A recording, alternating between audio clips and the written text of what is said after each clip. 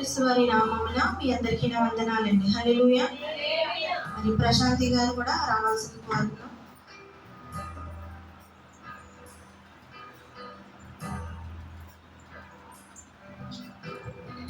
ప్రభు అయిన యేసుక్రీస్తు నామమున మీ అందరికీ నా వందనాలు. మరి చక్కని రీతిలో మరి పరిశుద్ధ ప్రార్థనా మందిరంలో మరి చక్కని యవనస్తురాలు మరి ప్రియాంక నీటి బాప్తిజం పొందడం చాలా సంతోషకరమైనది. హల్లెలూయా. మరి దేవుడు ఆ బిడ్డకి చక్కని నీటి బాప్తిజం ఇచ్చి ఉన్నారు.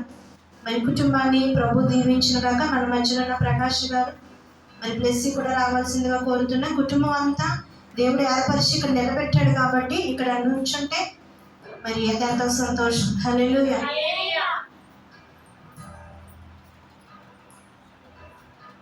ఈ కుటుంబం మరి ప్రకాష్ గారు ప్రశాంతి గారి యొక్క కుటుంబం, ఈ కుటుంబం అంతా కూడా నీటి బాప్తిజం పొందారండి. హల్లెలూయా.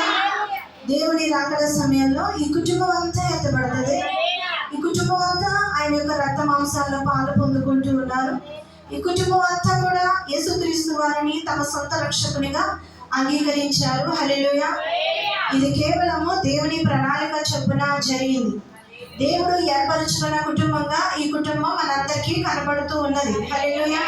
తెల్లని వస్త్రములతో దేవదూత అలంకరణతో ఈ కుటుంబం ఇక్కడ ఉన్నది. హల్లెలూయా. ఇది చెప్తా ఉంటే నాకే హృదయంలో ఎంతో దుఃఖం వస్తుంది. ఇది ఎంతో సంతోషం. బంగారం ప్లేట్లో అన్నం పెట్టినా ఇంత సంతోషం రాదు కదా. దేవుని రాజ్యంలో ఎలా నిలబడతారు కదా, దేవుని సముఖంలో నిలబడతారు కదా, పరలోక రాజ్యంలో వేవేల దూతలతో పాటు వీరు దేవుని స్తుతిస్తారు కదా. ఆయన కడము పూర శబ్దం మ్రోగగానే ఈ కుటుంబం ఎత్తబడుతుంది కదా. ఆయన సంతోషం. హల్లెలూయా. మరి చక్కని ఈ యొక్క మంచి సమయాన్ని ప్రభు ఇచ్చారు.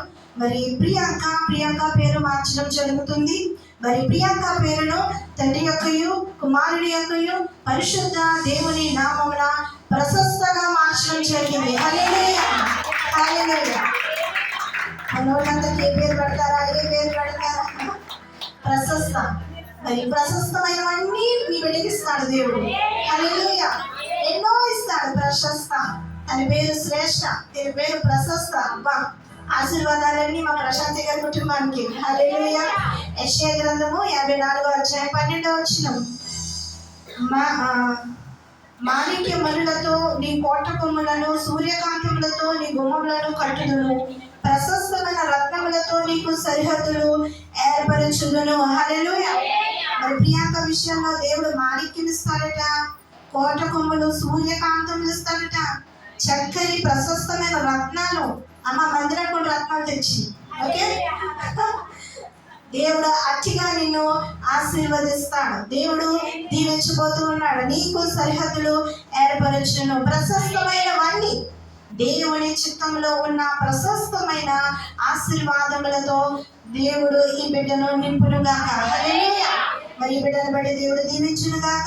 అలాగే వాళ్ళ అమ్మగారు కూడా, ప్రశాంతి గారు వాళ్ళ అమ్మగారు కూడా మరి నీటి బాప్తిస్మము పొందారు. దేవుడు గొప్ప కార్యము చేసి ఉన్నాడు. మరి తండ్రి యొక్కయు కుమారుని యొక్కయు పరిశుద్ధ నామమున మరి ప్రశాంతి గారి తల్లి గారి పేరు లక్ష్మి, ఆమె పేరును సంతోషముగా దేవుడు మారుస్తూ ఉన్నాడు. హల్లెలూయా.